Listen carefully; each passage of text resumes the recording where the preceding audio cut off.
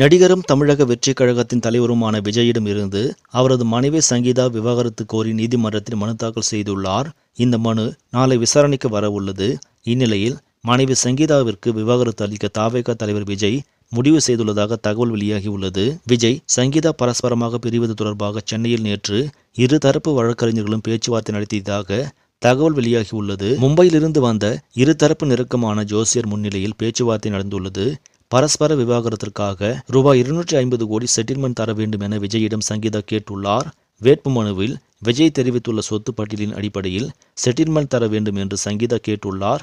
தன்னோடு சேர்த்து மகன் மகள்களுக்கும் செட்டில்மெண்ட் தொகை தர வேண்டும் என அவர் கேட்டுள்ளார். மனைவி சங்கீதாவுக்கு மட்டும் 35 கோடி செட்டில்மெண்ட் அளிக்க விஜய் ஒப்புக்கொண்டதாகவும் மகன் மகளை தான் பார்த்து கொள்வதாக விஜய் ஒத்துக்கொண்டதாக தெரிய வந்துள்ளது. நாளை விவாகரத்து வழக்கு நீதிமன்றத்தில் விசாரணைக்கு வர உள்ள நிலையில் நேற்று இருதரப்பும் பேச்சுவார்த்தை நடத்தியதாக தகவல் வெளியாகியுள்ளது. இந்த செட்டில்மெண்ட்டை சங்கீதா ஒத்துக்கொள்வாரா இல்லையா என்பதை பொறுத்தும் தான் பார்க்க வேண்டும்.